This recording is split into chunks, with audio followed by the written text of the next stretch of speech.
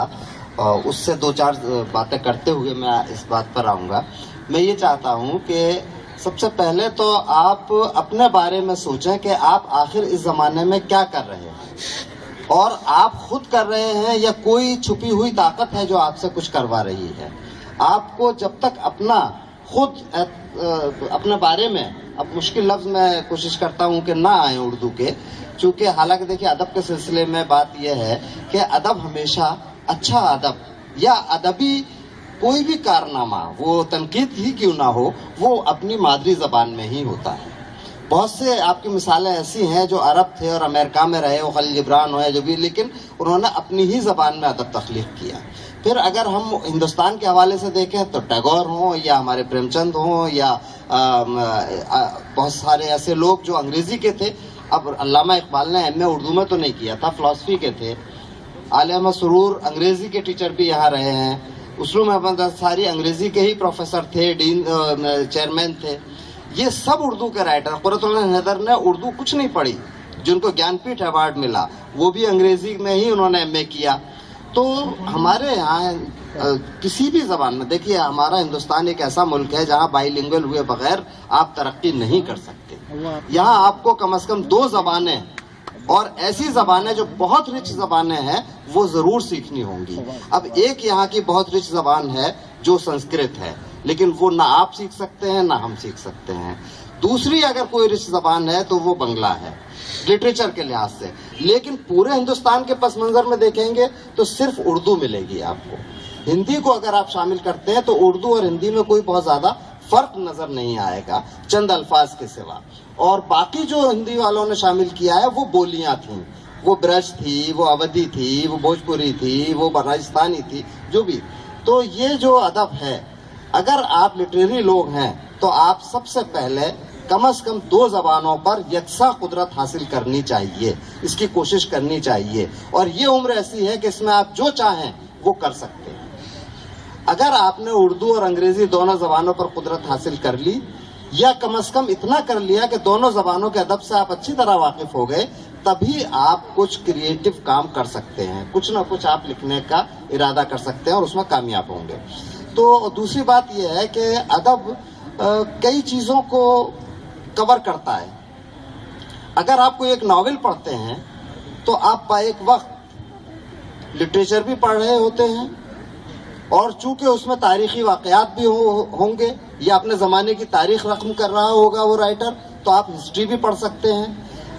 کرداروں کی نفسیات اس میں ظاہر ہو رہی ہوگی تو آپ سائیکالوجی بھی پڑھیں گے۔ سماج کا سیٹ اپ دکھایا گیا ہوگا تو آپ سوشیولوجی بھی پڑھیں گے۔ معاشی صورت حالت دکھائی گئی ہوگی تو آپ اس زمانے کے اکنامکس کے بارے میں بھی، اس زمانے کے اقتصادیات کے بارے میں بھی جان سکتے ہیں۔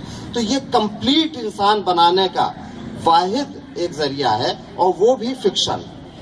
شاعری سے آپ محظوظ ہوتے ہیں، ایک خاص طرح کا حظ حاصل کرتے ہیں، زندگی کے نچوڑ کو آپ محسوس کر سکتے ہیں۔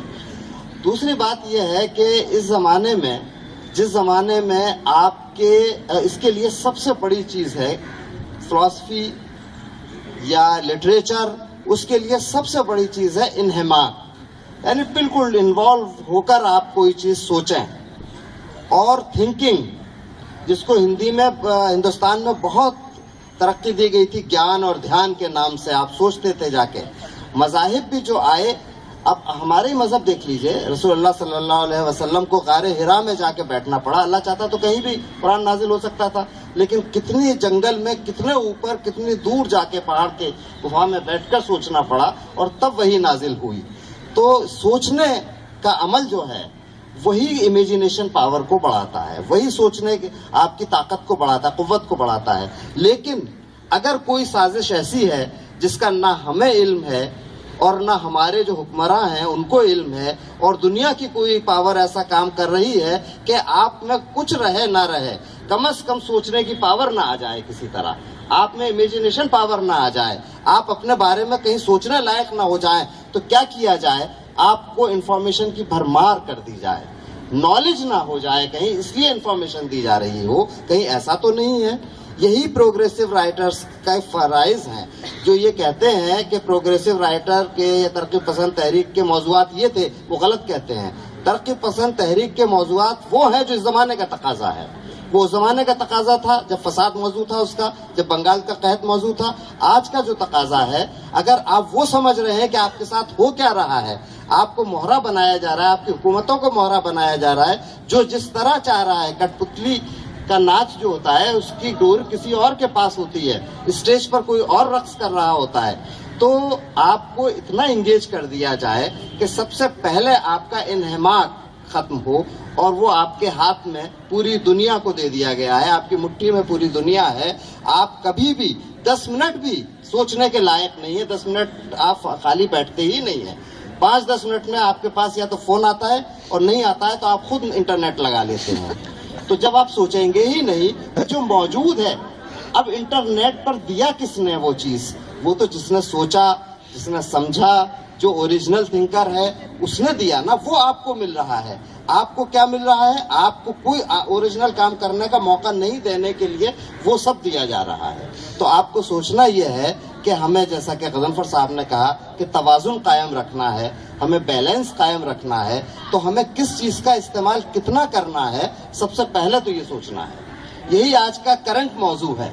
اگر آپ کے ہاتھ سے یہ زمانہ نکل گیا، یہ عمر نکل گئی، تو پھر آپ سوچنے سمجھنے کے لائق نہیں رہیں گے. پھر جدھر آپ کو چلایا جائے گا ادھر ہی آپ چلیں گے، اور آپ نقل کرنے پر مجبور ہو جائیں گے، اور کوئی نئی چیز آپ نہیں دے سکتے، نہ کوئی نیا فلسفہ دے سکتے. تو آپ جو اس وقت ترقی پسند موضوع ہے وہ یہ ہے کہ ہمارے نوجوانوں کے ساتھ آخر ہو کیا رہا ہے، اور کس نام پر ہو رہا ہے؟ پروگریس کے نام پر ہو رہا ہے. پروگریسو رائٹرز کی اس پہ بات ہو رہی ہے، پروگریس کے نام پر ہو رہا ہے. اور دراصل آپ کو سوچنا یہ ہے کہ کیا واقعی یہ ترقی ہے؟ کیا واقعی یہ پروگریس ہے؟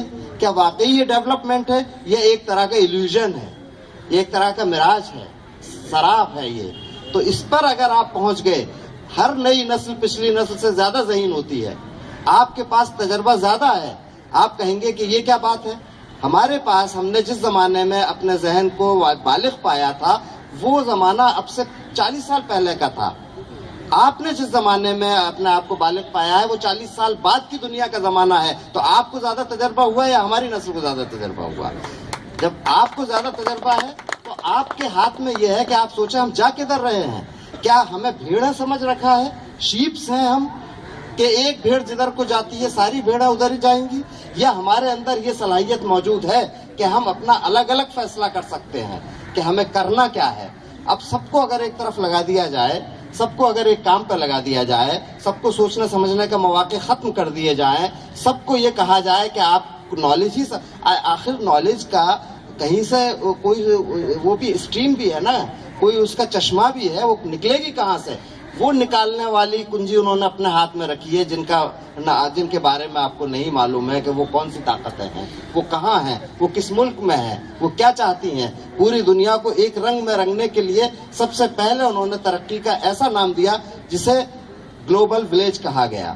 یعنی پوری دنیا ایک ہے. پوری دنیا کیسے ایک ہو سکتی ہے؟ ایک بھائی دوسرے بھائی سے تو ایک ہو نہیں سکتا.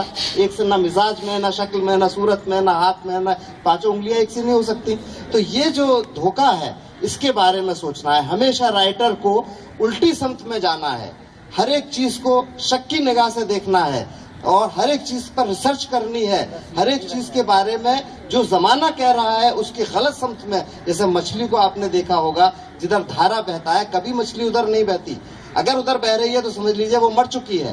وہ ہمیشہ اس کے اپوزٹ سائڈ میں بہتی ہے، وہ ایک قوت رکھتی ہے، وہ کچھ کرنا چاہتی ہے. تو آپ کو زمانے کے ساتھ نہیں بہنا ہے، زمانے کو اپنے حساب سے چلانا ہے. اور میرا خیال تو یہ ہے کہ اب ہندوستان اتنا مجبور اور لاچار ہو چکا ہے، اور ہماری حکومتیں، ہمارا نظام، ہمارا ایجوکیشن سسٹم، ہماری تعلیم، ہمیں جو فیسلٹیز دی جا رہی ہیں وہ انہوں نے اتنا کر دیا ہے کہ شاید آپ کی نسل اس کا شکار ہو چکی ہے. اب آپ کو اگر اس سے نکلنا ہے تو بہت بہت اور بہت زیادہ محنت کرنی ہے اور بہت زیادہ سوچنا ہے. اس کے آپ کا سوال کیا تھا اس سلسلے میں؟ بہت شکریہ. بہت عمدہ باتیں، بہت عمدہ ڈسکشن جو ہوا، اس بہت عمدہ گفتگو ہوئی، اور خاص طور سے ادیب اور ادب کا مقصد، اور ادب لکھنے کے لیے کن ٹولز کی ضرورت ہے، اور کیا چیلنجز ہمارے سامنے